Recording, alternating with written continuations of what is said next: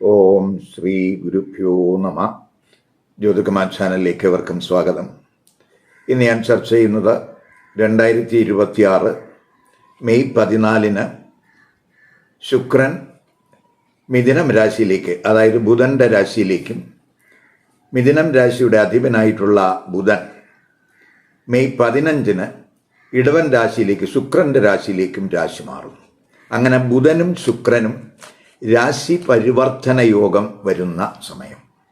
അപ്പോൾ എന്തായിരിക്കും ബുധൻ്റെയും ശുക്രൻ്റെയും രാശി മാറ്റങ്ങളുടെ ഇമ്പാക്റ്റ് ഓരോ കൂറുകാർക്കും ലഗ്നക്കാർക്കും എന്നുള്ളതാണ് ഇവിടെ ചർച്ച ചെയ്യുന്നത്. ഇപ്പം മെയ് 14 ശുക്രൻ മിഥുന രാശിയിലേക്ക് രാശി മാറുന്നത്. പ്രത്യേകിച്ച് ശുക്രൻ എന്ന് പറയുമ്പോൾ 2ഉം 7ഉം ഭാവാധിപനാണ് ആ ശുക്രൻ. 3ാം ഭാവരാശിയിലേക്ക്, അതായത് കാലപുരുഷൻ്റെ 3ാം ഭാവരാശി മിഥുന രാശിയിലേക്ക് രാശി മാറുന്നു. ബുധൻ ആണെങ്കിൽ മെയ് 15 കാലപുരുഷൻ്റെ 2ാം സ്ഥാനമായ ഇടവൻ രാശിയിലേക്ക് രാശി മാറുന്നു. അപ്പോൾ ബുധനും ശുക്രനും രാശി പരിവർത്തനം വരികയാണ്.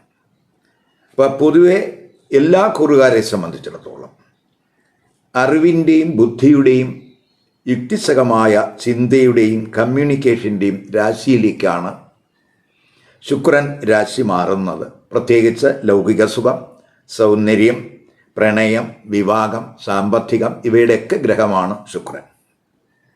അപ്പോൾ പൊതുവെ ശുക്രൻ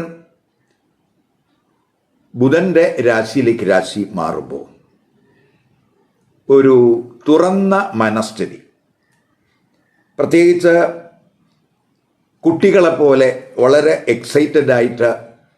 എക്സൈറ്റ് ആകുന്നതിനും, അതുപോലെ ശുഭാപ്തി വിശ്വാസം കൂടുന്നതിനും, ബന്ധങ്ങൾ ദൃഢമാക്കുന്നതിനും ഒക്കെ, കമ്മ്യൂണിക്കേഷൻ ഇംപ്രൂവ് ചെയ്യുന്നതിനും പൊതുവെ നമുക്ക് അനുകൂലമായിട്ടുള്ള ഒരു സ്ഥിതിയാണ് ആ ബുധൻ്റെയും ശുക്രൻ്റെയും രാശിമാറ്റം കൊണ്ട് ഉണ്ടാവുന്നത്. അപ്പോൾ പൊതുവെ നമുക്ക് കലകളിലൂടെ നമ്മുടെ ആശയങ്ങൾ കലകളിലൂടെ ആവിഷ്കരിക്കുന്നതിനും, എഴുത്തിലായാലും പ്രസംഗത്തിലായാലും കമ്മ്യൂണിക്കേഷനിലായാലും ഒക്കെ തന്നെ വളരെ സുഖാനുഭവം ഉണ്ടാകുന്ന സമയമായിരിക്കും. പൊതുവെ ഈ രാശി പരിവർത്തനം ബുധനും ശുക്രനും വരുമ്പോൾ അത് കലാപരമായ മേഖലകളിൽ, ബിസിനസ് പരമായ കാര്യങ്ങളിൽ, കമ്മ്യൂണിക്കേഷൻ റിലേറ്റഡായിട്ടുള്ള കാര്യങ്ങളിൽ, അതുപോലെ പുതിയ പുതിയ പഠനങ്ങൾക്ക് ഇവയ്ക്കെല്ലാം തന്നെ വളരെ ഗുണാനുഭവം ഉണ്ടാക്കുന്ന ഒരു സ്ഥിതിയായിരിക്കും ഈ ബുധൻ്റെയും ശുക്രൻ്റെയും രാശി പരിവർത്തനം കൊണ്ട് ഉണ്ടാവുന്നത്. അപ്പോൾ എങ്ങനെയായിരിക്കാം ഓരോ കൂറുകാരെയും ലഗ്നക്കാരെയും ഈ ബുധൻ്റെയും ശുക്രൻ്റെയും രാശി പരിവർത്തനം സ്വാധീനിക്കുന്നതെന്ന് നോക്കാം.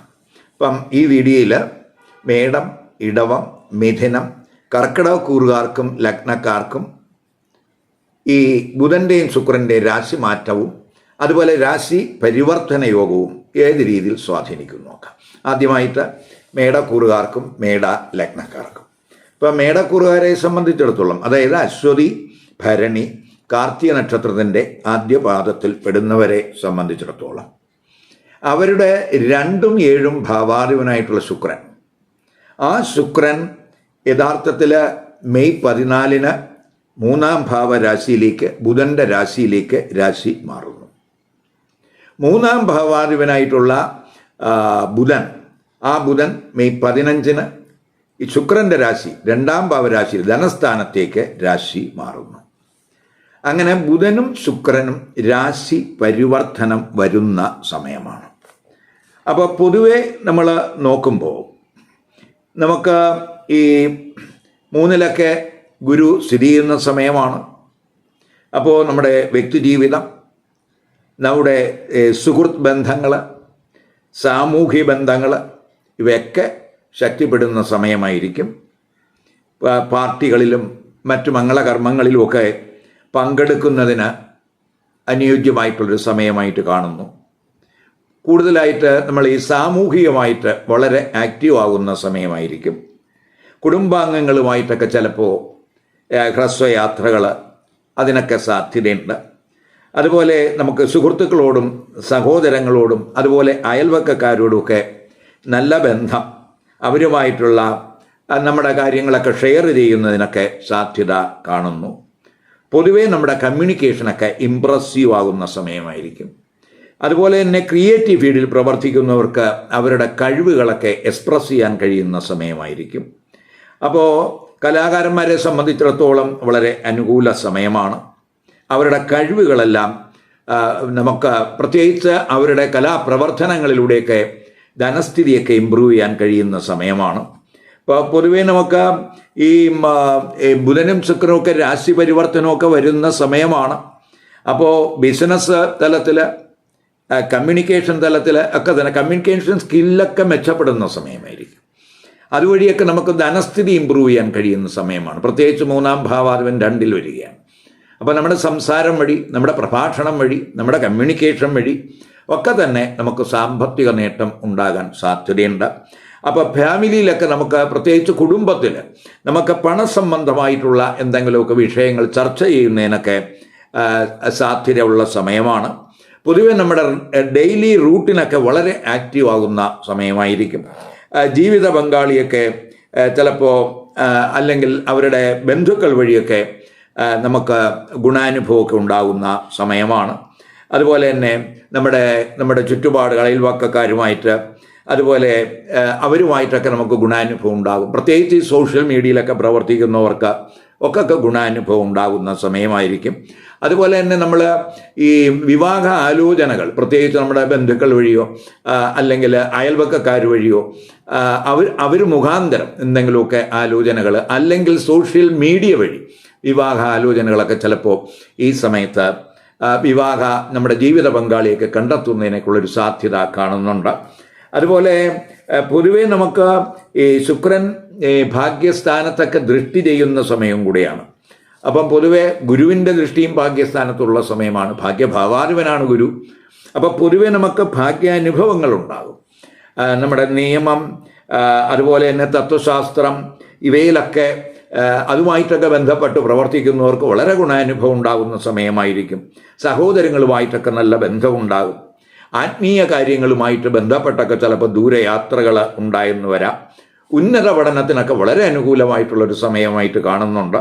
പൊതുവെ വിദ്യാഭ്യാസപരമായിട്ടുള്ള ഉയർന്ന പഠനങ്ങളൊക്കെ നടത്തുന്നവർക്ക് വളരെ സുഖാനുഭവം ഉണ്ടാകും. വിദേശത്തൊക്കെ പഠനം ആഗ്രഹിക്കുന്നവർക്കും അനുകൂല സമയമായിട്ട് കാണുന്നു. പൊതുവെ അല്പം പേര്, അതുപോലെ അംഗീകാരങ്ങളൊക്കെ ഉണ്ടാകാവുന്ന സമയമാണ്. സമൂഹത്തിൽ നമ്മുടെ സ്റ്റാറ്റസൊക്കെ കൂടാൻ സാധ്യതയുള്ള ഒരു സമയമായിട്ട് കാണുന്നു. ജീവിത പങ്കാളിയുടെയൊക്കെ നിർദ്ദേശമനുസരിച്ചൊക്കെ ചിലപ്പോൾ യാത്രകളൊക്കെ ഈ സമയത്ത് പ്ലാൻ ചെയ്യാനും സാധ്യതയുണ്ട്. അതുപോലെ പ്രണയബന്ധമൊക്കെ ചിലപ്പോൾ ഉണ്ടാകും. എതിർലിംഗക്കാരുമായിട്ടുള്ള സൗഹൃദത്തിൽ അല്പം ഒരു കെയർ വേണം. ചിലപ്പോൾ എന്തെങ്കിലുമൊക്കെ അപവാദങ്ങൾ, അങ്ങനെയൊക്കെയുള്ള കാര്യങ്ങളൊക്കെ ചിലപ്പോൾ ഉണ്ടാകാൻ സാധ്യതയുണ്ട്. അതേസമയം തൊഴിലിലും ബിസിനസ്സിലുമൊക്കെ തന്നെ നമുക്ക് വളരെ ഗുണാനുഭവം ഉണ്ടാകുന്ന സമയമായിരിക്കും. പ്രത്യേകിച്ച് ആ ശുക്രനും ബുധനും ഒക്കെ രാശി പരിവർത്തനം ചെയ്യുന്ന ഈ സമയത്ത്. ഇനി നമുക്ക് ഇടവക്കൂറുകാർക്കും ഇടവ ലഗ്നക്കാർക്കും ഈ ബുധൻ്റെയും ശുക്രൻ്റെയും രാശി മാറ്റവും അതുപോലെ ഈ രാശി പരിവർത്തനവും, 2 ഗ്രഹങ്ങളുടെയും രാശി പരിവർത്തന യോഗം എന്ത് ഇമ്പാക്റ്റ് ഉണ്ടാക്കും നോക്കാം. ഇടവക്കൂറുകാരെന്ന് പറയുമ്പോൾ കാർത്തിക നക്ഷത്രത്തിൻ്റെ അവസാനത്തെ 3 പാദം, രോഹിണി, അതുപോലെ മകയിരം നക്ഷത്രത്തിൻ്റെ ആദ്യത്തെ 2 പാദത്തിൽ പെടുന്നവരാണ്. അപ്പോൾ ഇടവക്കൂറുകാർക്കും ഇടവലഗ്നക്കാർക്കും ജന്മ ലഗ്ന രാശ്യാധിപനാണ് ശുക്രൻ. അതുപോലെ 6-ാം ഭാവാധിപനുമാണ് ശുക്രൻ. അപ്പോൾ ജന്മ ലഗ്ന രാശ്യാധിപനും 6-ാം ഭാവാധിപനുമായിട്ടുള്ള ശുക്രൻ അവരുടെ ധനസ്ഥാനത്തേക്ക് 2-ാം ഭാവരാശിയിലേക്കാണ് രാശി മാറുന്നത്. 2-ാം ഭാവാധിപനായിട്ടുള്ള 5-ാം ഭാവാധിപനായിട്ടുള്ള ബുധൻ, ആ ബുധൻ ജന്മ രാശിയിലേക്ക് മെയ് 15-ന് വരികയാണ്. അങ്ങനെ ശുക്രൻ്റെ രാശിയിൽ ബുധനും ബുധൻ്റെ രാശിയിൽ ശുക്രനും രാശി പരിവർത്തനം ചെയ്ത് രാശി പരിവർത്തന യോഗം വരുന്ന സമയമാണ്.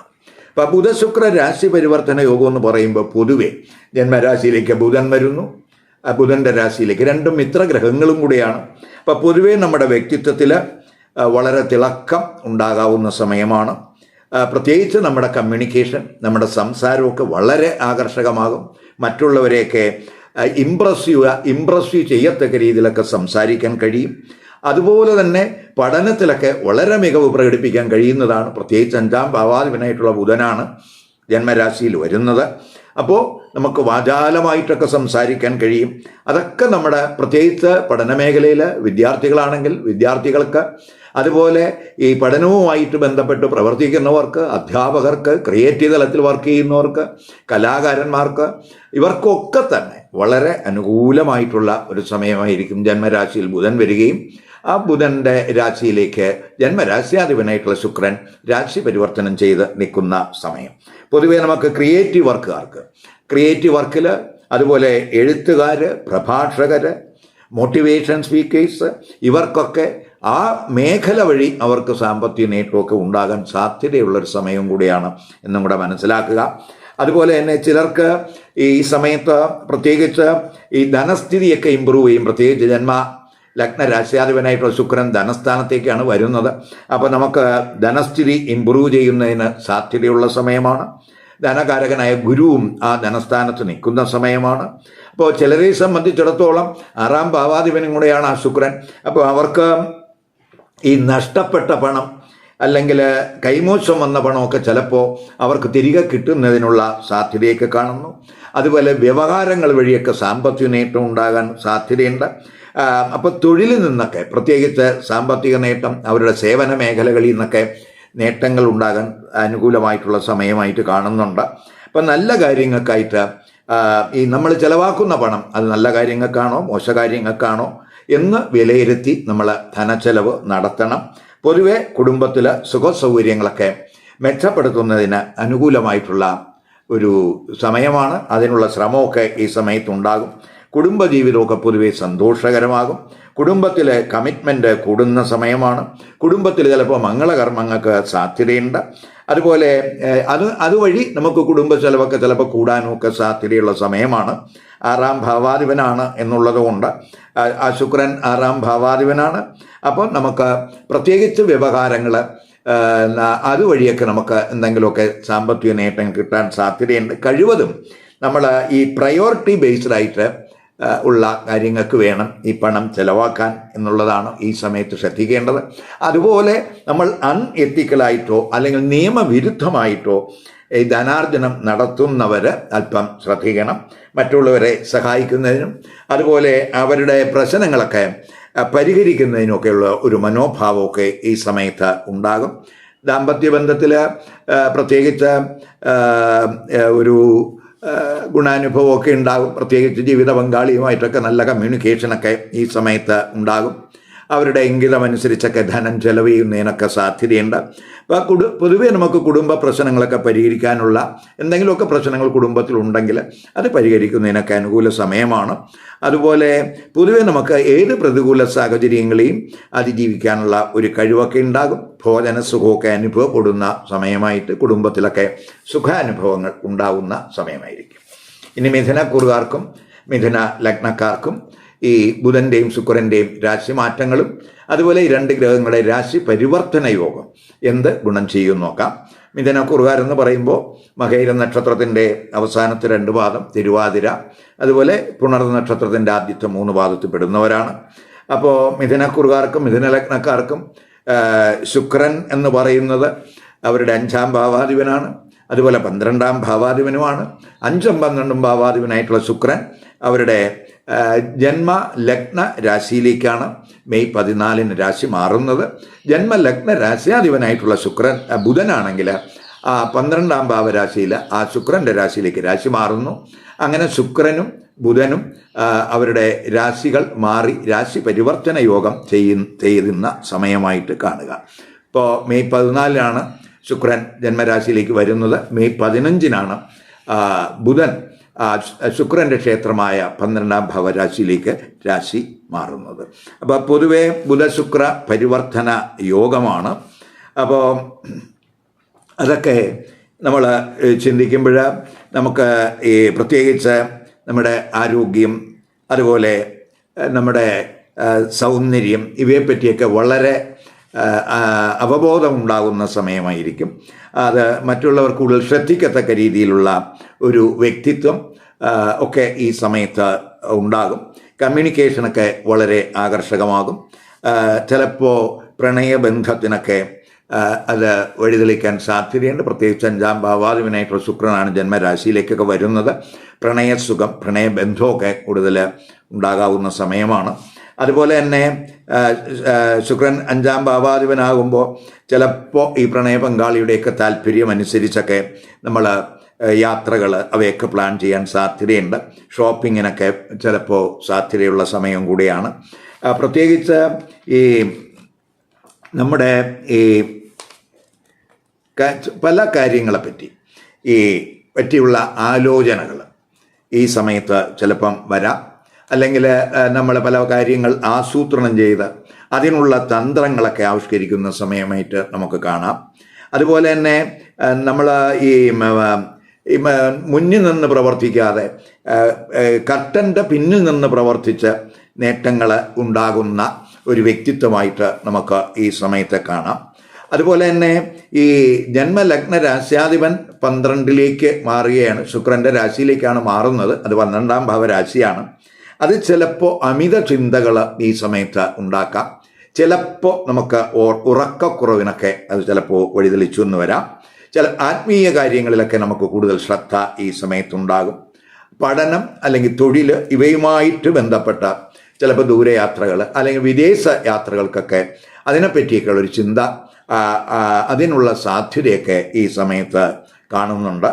അതുപോലെ വിവാഹ ആലോചനകൾ ഈ സമയത്തുണ്ടാകാം.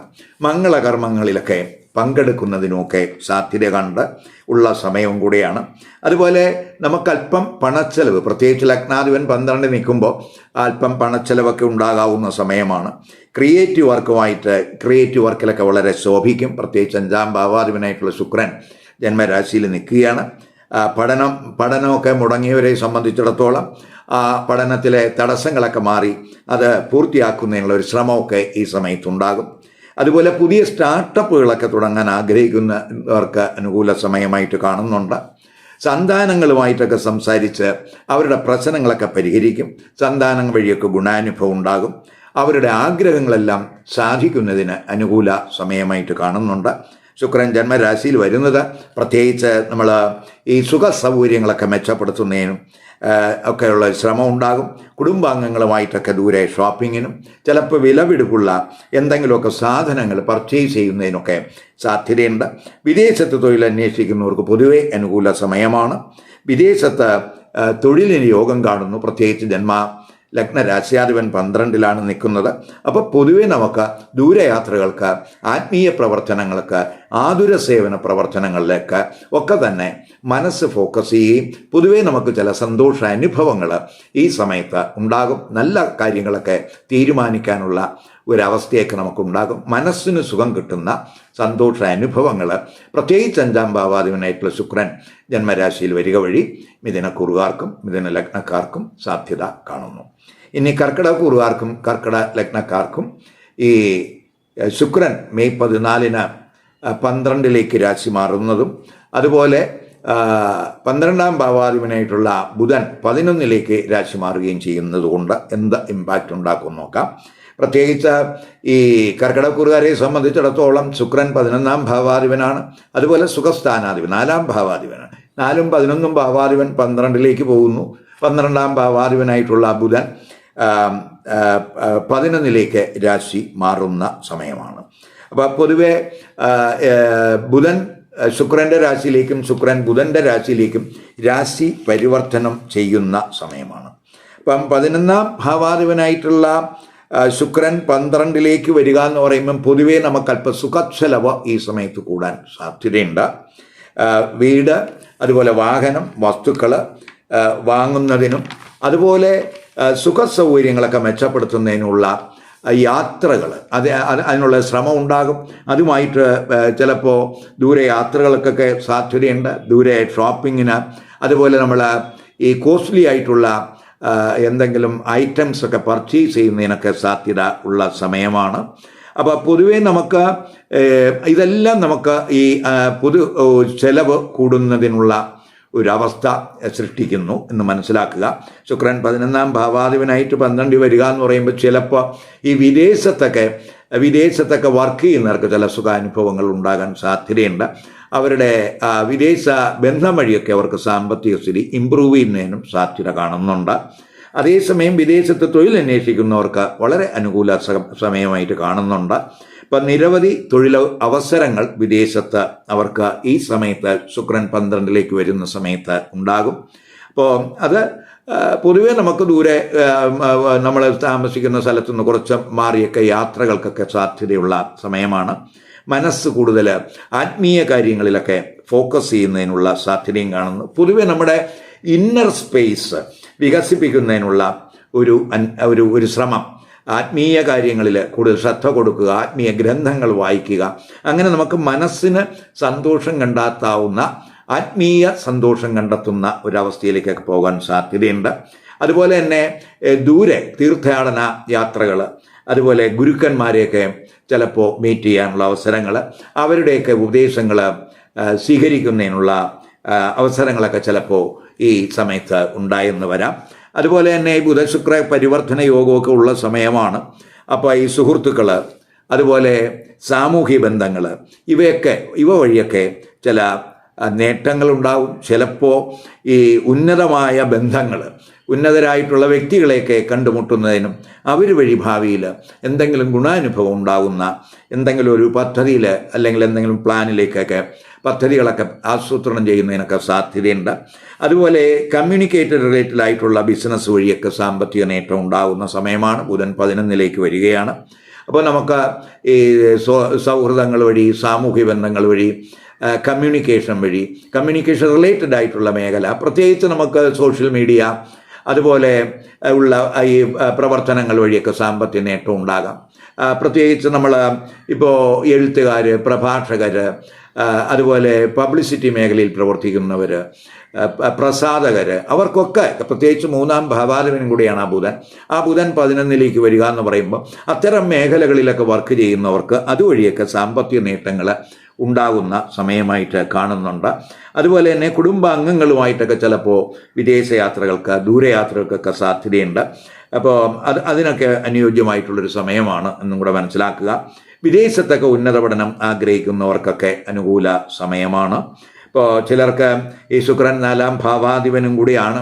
അപ്പോൾ ഈ 4ാം ഭാവാധിപനായിട്ടുള്ള ശുക്രൻ ഈ 12ലേക്കൊക്കെ വരിക എന്ന് പറയുമ്പോൾ പ്രത്യേകിച്ച് മാതാവിന് ചിലപ്പോൾ ആരോഗ്യ സംബന്ധമായിട്ട് എന്തെങ്കിലുമൊക്കെ ചെറിയ പ്രശ്നങ്ങൾ ചിലപ്പോൾ ഉണ്ടായെന്ന് വരാം. ഒരു സുഖക്കുറവ് അതുവഴി നമുക്ക് ചിലപ്പോൾ അനുഭവപ്പെട്ടു എന്ന് വരാം. അതുവഴിയുള്ള ചിലവ് കൂടാനൊക്കെ സാധ്യതയുണ്ട്. അപ്പോൾ നമ്മൾ ആരോഗ്യ പ്രശ്നങ്ങൾ ചിലപ്പോൾ ഉള്ളവർക്കും ചെറിയ ഈ മെഡിക്കൽ എക്സ്പെൻസൊക്കെ കൂടാൻ സാധ്യതയുള്ള സമയമായിട്ട് കാണുന്നുണ്ട്. കുടുംബ ചെലവും കൂടാൻ സാധ്യതയുണ്ട്. അതൊക്കെ അല്പം മാനസികമായിട്ടുള്ള സ്ട്രെസ് ചിലപ്പോൾ ഉണ്ടാക്കാം. പ്രത്യേകിച്ച് 4ാം ഭാവാധിപൻ 12ലേക്ക് വരുന്ന സമയമായതുകൊണ്ട്. അതുപോലെ തന്നെ ഈ ദാമ്പത്യ ബന്ധത്തിലും അല്പം ടെൻഷനൊക്കെ ചിലപ്പോൾ ഉണ്ടായെന്ന് വരാം. അപ്പോൾ ഈ കാര്യങ്ങളിലൊക്കെ ഒരു ശ്രദ്ധ കൊടുത്ത് പോവുക. ഈ വീഡിയോ ഇഷ്ടപ്പെട്ടുവെങ്കിൽ ലൈക്ക് ചെയ്യുക, ഷെയർ ചെയ്യുക. അതുപോലെ സബ്സ്ക്രൈബ് ചെയ്യാത്തവർ സബ്സ്ക്രൈബ് ചെയ്ത് കാണുക. മറ്റൊരു പുതിയ വിഷയമായി അടുത്ത വീഡിയോ കാണാം. നമസ്കാരം.